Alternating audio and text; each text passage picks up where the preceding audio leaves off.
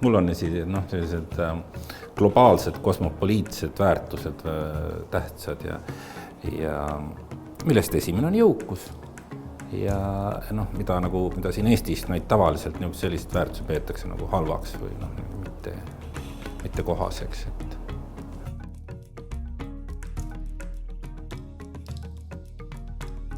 Ei, minu elu ettevõtjana muutnud on kõige rohkem see, kui mind lasti Hansapangast lahti. Mis seal keerulist on? Siis mina tegelikult ma tundsin seal mitu aastat, et ma olen põhimõtteliselt kasuta, aga ma ise ei osanud endale järgmist elu ette näha. Ja enne ma ei olnud ju tegelikult ettevõtja, ma olin ju pangadirektor, meil vahetakse sageli neid kahte asja segamini. Et üks on ikka niisugune nagu palgaline direktor, kellel võib-olla on ka antud mingisuguse hea töö eest mingit osalust, aga teine asi on see, kui sa oled ikka nagu turumajanduse rüppes ja kogu aeg teed äri, mõtled, kust odavalt osta ja mida kallilt müüa. Ja see on, selles suhtes mul oli seal niisugune väike üleminekuperiood, oli 3 aastat poliitikas. Pealena, seda võib võtta ka kui enese täiendamiskursusi. Aga et see oli mu kõige suurem pöördepunkt. Ja see on, ütleme niimoodi häbi, et ma seda otsust teha ei julgenud, aga see oli jube hea otsus, mida keegi teine minu suhtes on teinud. Nüüd on ütleme, et ega panga elu ei ole väga selline rõõmu pakkuv. See on pigem, see on selline ikkagi samasugune mentaliteet on raamatukogudes, muuseumites, et hoia kindlast stabiilsust kogu aeg samamoodi. Ja see ei ole, ütleme niisugune lõbus elu käib ikka restoranides või niisugune seltskond, kus ma ka omal ajal töötanud olen. Ma tean selle mentaliteedi vahet väga hästi ja ma teatud mõttes ütleksin, et sellises riskikapitali maailmas on elu ikka lõbusam.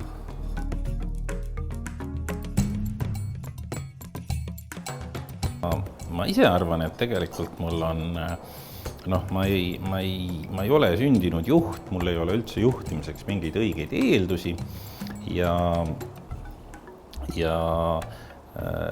ma olen sinna lapsepõlves tahtnud direktoriks saada ja väiksed poisikesepõlve unistused on seal Hansapangas lihtsalt täitunud, aga ma selle enda jube hea manageri kohta ma ütleks niimoodi, ma mäletan lihtsalt, kes ütleme, tegevusvaldkonnad, mis lähevad pärituules, vaata kui tuli EMT, siis selgus, et Eesti parem juht on Peep Aaviksoo. Kas ta siis on siis nii hea juht? Mina ei ole kindel. Ma arvan, et on sama halb umbes kui mina. Siis kui tuli, teate, kui läksid mobiiltelefonid, siis oli veel vahepeal Valdo Kalm oli meil parem juht ja siis on meil olnud, kui jälle elekter hästi areneb, siis meil on olnud seal parasjagu, kes Eesti Energias on kohe parem juht ja vahepeal oli see Tele2 mees, kes siis tegi Tele2 tuli Soome või see HPÜ endine, siis see mees, mõtled, oli kunagi Oiu pangast tuli, ma siis mõtlesin, et see läheb nüüd ikka niimoodi, et kuidas on, et nüüd kellel ma ei imestaks, kui nüüd veel Oleg Ossinovski on varsti selgub, et ta on kõige parem manager, et need jutud ajavad mind suhteliselt palju naerma.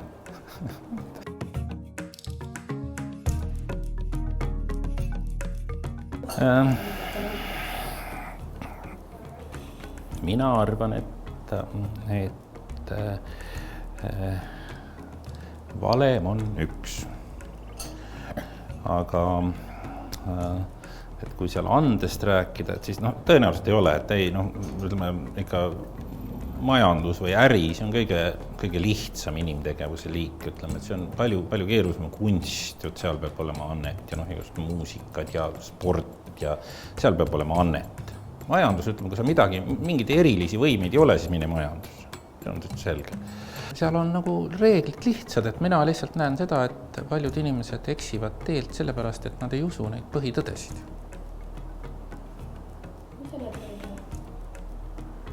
See, et tulude ja kulude vahe on kasum, see, et tuleb hommikul vara üles tõusta, õigel ajal uksed lahti teha, märgata klienti, kliendi soove, tuleb pöörata võrdselt tähelepanu nii funktsioneerimisele kui arenemisele ja pidada arvestust.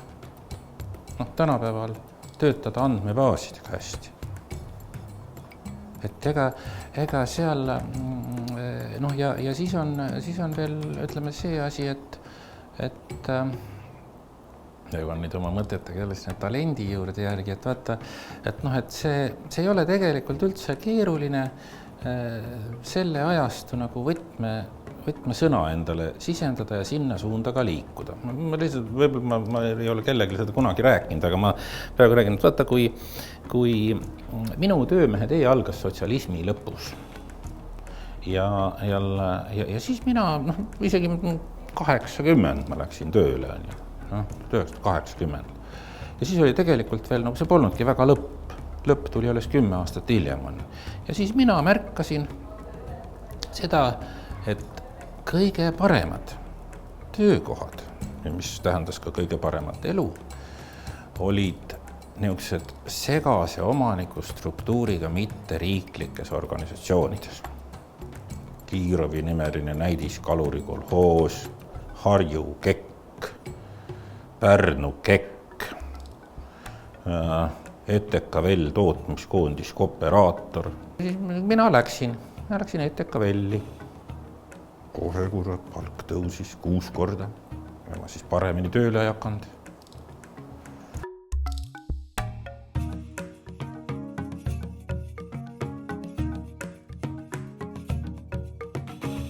Palun ärge mõelge, palun kopeerige lääne majandust, mis on nagu Hansapanga fenomen.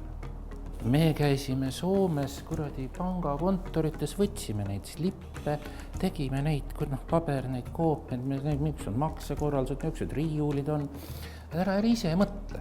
See oli kopeerimise ajastu. See oli, ütleme, 1910 kuni 2000 oli kopeerimise ajastu. Ja isegi 2000 kuni 2010 oli tegelikult Euroopa Liidu ajastu. Kui Euroopa Liit läks kõik oli nagu euroopalik, sa nagu vallutasid selle sama oma olemusega, sa lõõtasid suuremaks. Siis nüüd on kätte jõudnud see, mis tegelikult läänes jõudis kätte 2000, kui see Euroopa Liit oli, jõudis kätte talendi ajastu. Nüüd sa pead järsku ise mõtlema, põmmaki. Nüüd selgub, et kurat, et need kõige ennem on vahele jäänud sellega poliitikud. Neil ei ole null. Nüüd järgmine lugu on ettevõtjad. Ettevõtjad, kes on, missugused on ettevõtted täna, mis lähevad, on täpselt need, et igast kuradi Nortalid ja Mortalid, mis nad siin on, kõik, kes lähevad rahulikult, teevad mingid e-kooli või kuradi mobiilset parkimist või mingisugust Katari vanadele mingit tervishoiu elektronlahendusi, kes on nagu tegelikult ise mõelnud, kes ongi ise, kes ei ole mingit mänedžer ei ole enam vaja, ei ole mingit mänedžeri vaja, see firma ongi niimoodi, see on minu peas, ma olen selle asja selgeks õppinud, ma mõtlen, ma elan nagu Bill Gates või seesama kadunud Steve Jobs.